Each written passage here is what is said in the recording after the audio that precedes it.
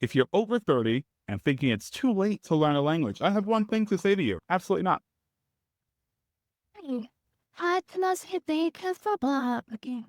Nani ue, Nani ue, minasan. It's your boy, and this is Boy Meets East, where we learn Japanese and occasionally embarrass ourselves in public while diving into East Asian culture. Today's episode is for anyone who's ever said, I'd love to learn Japanese, but I'm too old. I'm too old for this.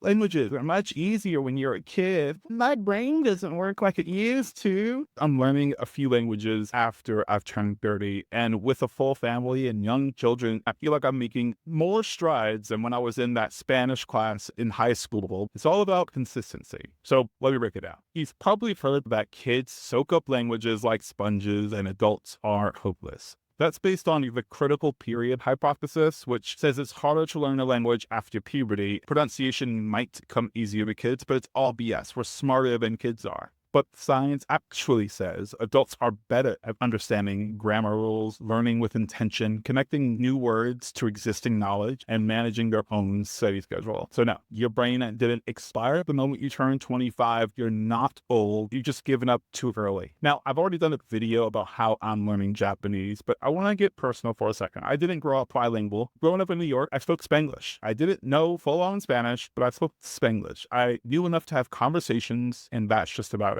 I didn't have a language immersion school. I even lived in a country that spoke a completely different language and somehow got by. I just started learning Japanese specifically because I love the culture, the media, and I wanted to watch anime without subtitles. Actually, I want to read manga without the translation, but you get the point. I've got a lot of stuff to deal with, a lot of adulting to do. But the thing that works for me is a clear roadmap, right? Grammar, vocabulary, kanji, input, and output. Tools like Genki, Andy, WaniKani, and Rocket Japanese. For my study habits, I made sure things fit my life. Now, I want to do things that are fun. So that's my advice. If you only have 30 minutes a day, choose the thing that you can do for 30 minutes a day. But also follow the fun. I stopped comparing myself to 15-year-old TikTokers who speak like natives. I stopped comparing myself to other YouTubers who are like polyglots, have all these languages in their arsenal. It's not a race at all. It's a routine. So find yours and stick to it.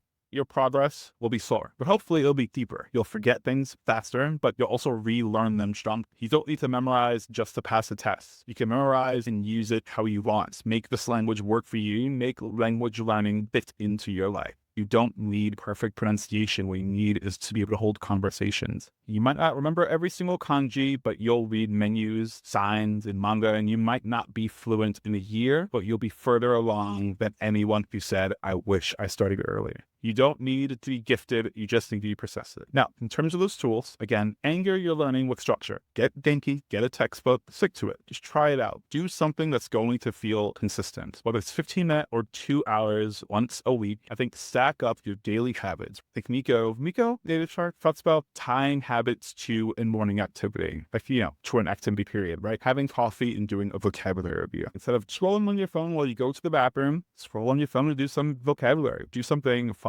Use music as your guide, use food, games, anything that helps you feel emotionally connected, and you're going to be a lot of the way there. And instead of speaking, speak to yourself, record your voice, get a tutor, small thing. Remember, adults don't need more time. They just need more purpose. And remember, you didn't miss the boat. You're not too old. You're not too busy. You're just starting from a place where your motivation means more. If you start today, not perfectly, but intentionally, in 100 days from now, in a year from now, in 3 years from now, you'll be amazed by how far you'll come. So stop asking, can I really do this after 30? And the better question is, what's stopping you now? I think I'm also talking to myself. So thank you so much for listening. And just like I did in my last video, the roadmap to fluency that I personally use is down below. Drop a comment telling me when you started learning the language that you're learning or what's stopping you, because we're in this together. So again, like, subscribe. We'll see you next time for more chaos and language learning.